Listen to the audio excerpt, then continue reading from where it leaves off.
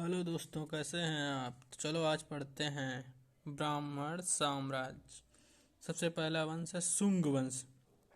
मगध पर शासन करने वाला पहला गैर क्षत्रिय राजवंश था। इस वंश के संस्थापक कौन थे? पुष्यमित्र शुंग थे।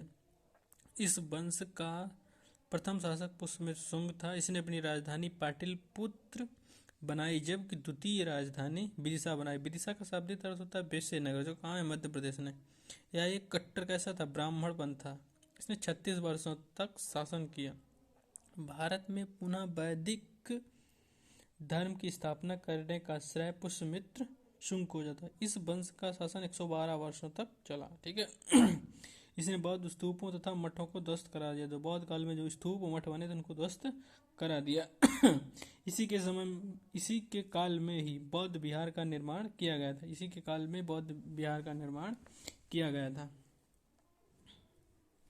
पुष्यमित्र शुंग ने मध्य प्रदेश की सांची स्तूप की खिड़कियों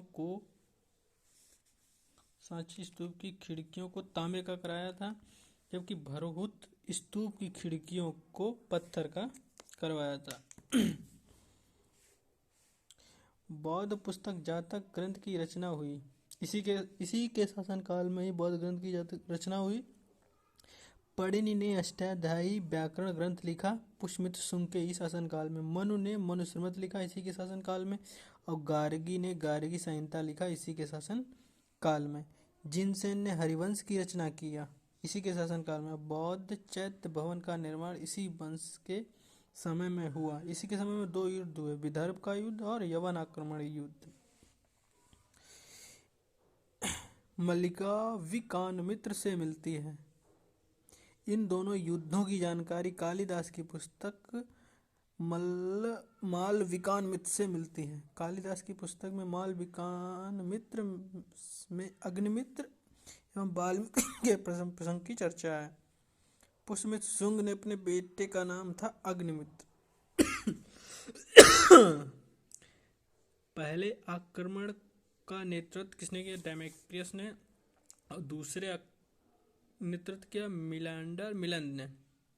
एक बौद्ध भिक्षुक नागसेन था। पुष्यमित्र शुंग ने पतंजलि के नेतृत्व, ये भी ध्यान रखना, पुष्यमित्र शुंग ने पतंजलि के नेतृत्व में 2 अश्वमेध युग कराए। इस वंश के शासक भागवत के दरबार में ही यवन विदेशी राजदूत हेलियोडोटस आया था। ये भी ध्यान रखना, बहुत ज़्यादा पूछा जाता है। किसके दरबार में राजपूत हेलियोडोटस आया था? तो यह शुंग वंश के शासक भागवत के दरबार में आया था, जो भागवत धर्म अपना लिया था। शुंग वंश का शिलालेख जालंधर पंजाब से मिलता है।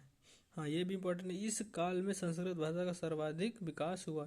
शुंग वंश के काल की अर्थव्यवस्था जातक ग्रंथ में मिलिंद पनो नामक पुस्तक से मिलती है।